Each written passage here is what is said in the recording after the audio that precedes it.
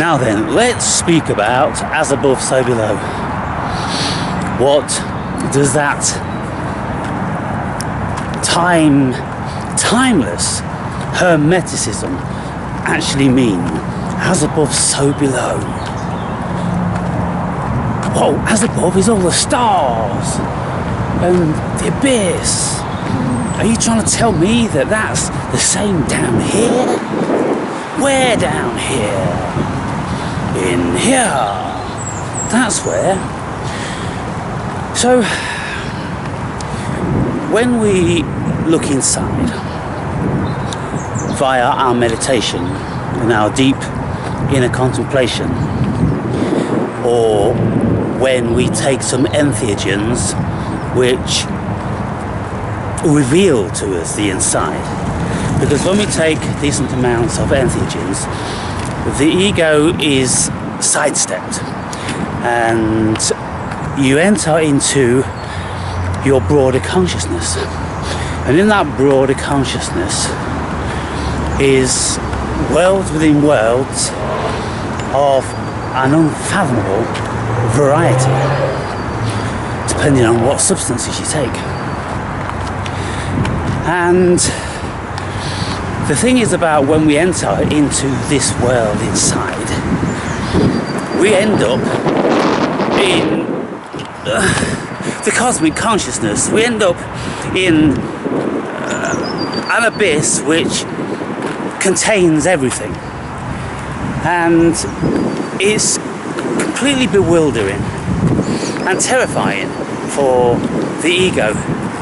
The ego doesn't like it at all.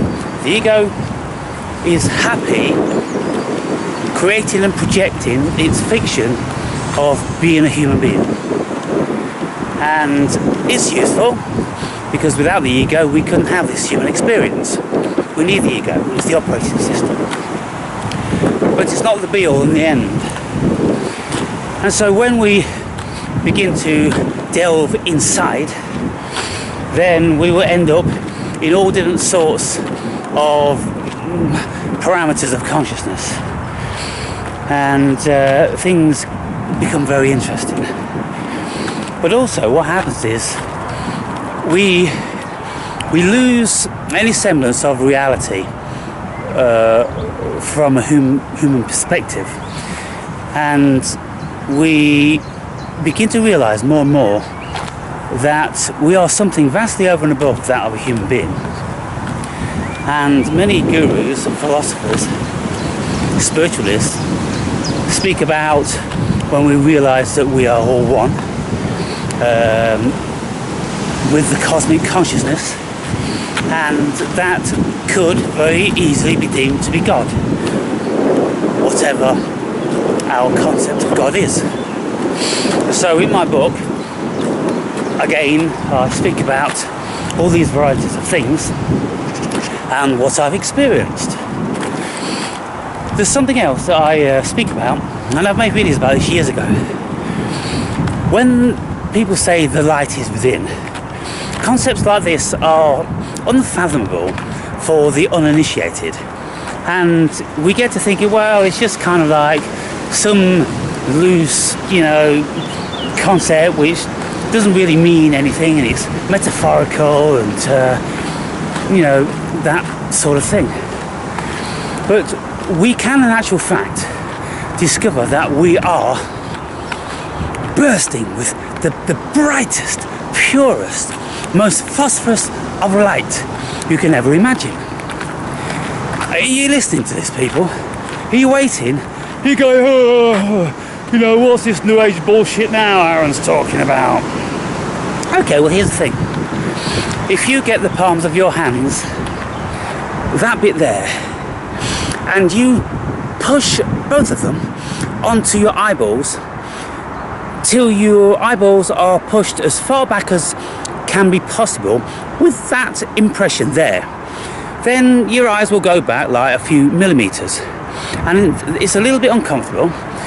And if you hold your palms there, then what you will discover is that you start to see phosphenes, and then these phosphenes very quickly change into some sort of computer graphics, symmetry, beautiful symmetry. I often get herringbone, kind of like pale orange, yellow herringbone patterns, like the sort of thing that you'd see on DMT. And so they stay there for a while, and you can see them. Your eyes, your brain focuses on these patterns, and then you see them morph into something else. And after a few seconds, you will get an explosion of phosphorus light. It starts in the middle, and then it becomes more, pow, and then it fills your whole head. Your eyes, your brain can still see this when you are in the pitch blackness. Now, to do this, ideally you want to do it in a darkened room, so no light can peep in at all. And what I often do is when I'm lying in bed, I'll face the pillow, and I'll push the palms in, and I'll press down, and I'll hold it there for as long as I possibly can. And the most is kind of like 1.5 minutes before your eyes, they ache so much. And then what I do is I alleviate that pressure, but still keeping the pressure on my eyeballs, only I push from a different direction, which makes the discomfort more manageable. You just move it around, and then it's kind of like, you enjoy the alleviation of the pressure, and then you rub your eyes, and then you see all different sorts of phosphenes and everything like that, loads of colours. But when you're seeing the patterns, the symmetry, and then you go through to the explosion of the godlike Jesus religious kind of like light that people speak about. When you're in that, it's remarkable, and that lasts maybe for 10 seconds, and then that fades, and then you go into the darkness of the abyss, but you can see planets and stars. You actually can see the cosmos. And then when you look on a particular star or planet, you can go nearer and nearer and nearer. And very often, when you're looking at a light, they can be red, or they can be blue, or they can be pure white, just like the cosmos. As above, so below, people, it's real. And when you focus on those, and you can, go nearer and nearer and nearer, very often these lights, they turn into light rings, and then you can actually travel through the light ring into another part of the cosmos. And then when you get closer to these planets, they turn into like faces and different sorts of imagery.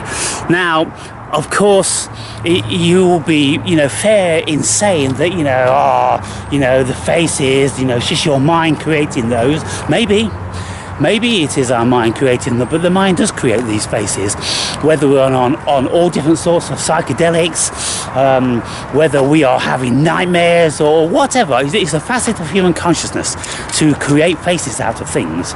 This is a natural thing to do, and also this happens with AI, doesn't it? Those of you who have ever seen that simulation, an AI simulation, filming people walking around a shopping precinct, and everything turns into dogs or faces of dogs. The computer's done that. That wasn't a human intervention. There's no programming going on there at all. It's computer generated. And so, we are computer generated, of course. And if you have an adherence to the simulation hypothesis, then you can see that it's all very, very, very befitting. And so, if you wanted to try that, and if you're not in too much of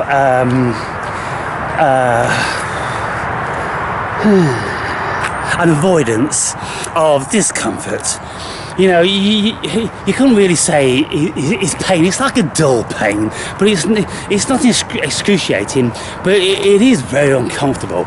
And I've not managed to do it for more than about 2 minutes on any occasion, and I've done it many, many times. But if you try that, then you will see that there is much to be said about seeing the light. The light is within you. We are light beings, as above, so below. And all these things that we've heard about, read about, and listened to become our own reality, you see. And this is what my book is filled of. It's filled of all these different sorts of experiments. My long-term viewers, you will be aware that I have done many myth-busting videos where I've drank my own piss, and I've done the law of attraction, and I've done many diets, and of course I've tried lots of psychedelics, and doing sorts of things like that to see what the reality is. And then sitting in a dark room for hours on end, and then being in states of isolation for at least a week, water fasting, and see what happens to the body, all these things. And then when you do these things, you start to discover what people have been speaking about. And this is why the fasting is very, very important. And many people have spoken about the fasting for 40 days and 40 nights, going into the wilderness, into the desert. They don't go into any desert or wilderness because, of course, you've got to keep warm, comfortable, and you've got to be hydrated. So you go into your own solitude, be it a cave or be it your own isolation where you're not going to be disturbed. And I've spent many, many months in my life, various points, alone. I've always been very, very comfortable with my solitude because I've never been alone.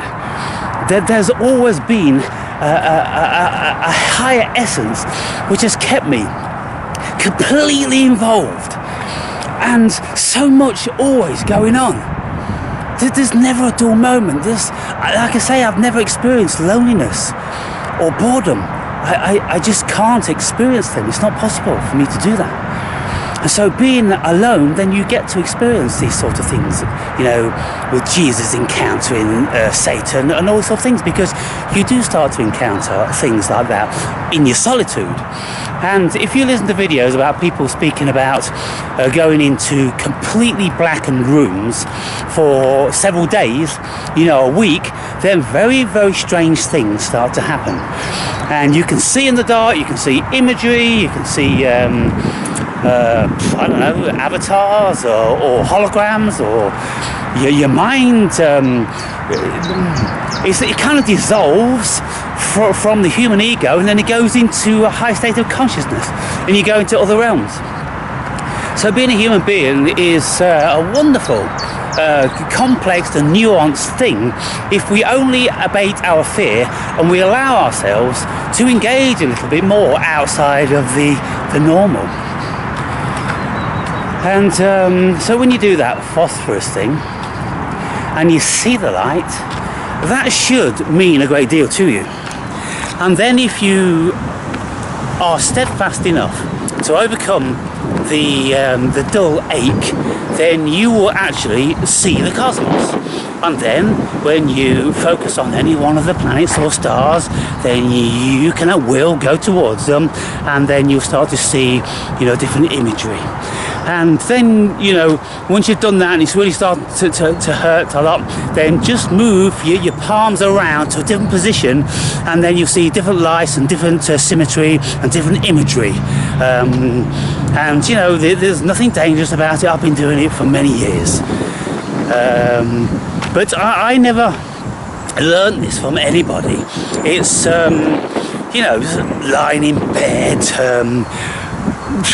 with your face in a pillow, and then you kind of like your eyes want itching, so you press your knuckles into your eyes, and then you see these phosphenes, and you go, hang on, what the fuck's all that about? Brilliant white phosphenes. And so then you take it a step further, and so I took it a step further and further and further till I can't go any further. But I wonder if I could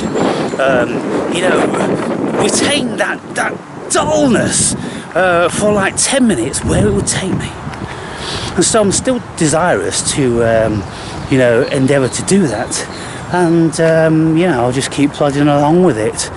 But there's just something that you might want to think about, you might want to try, and then let me know what you see.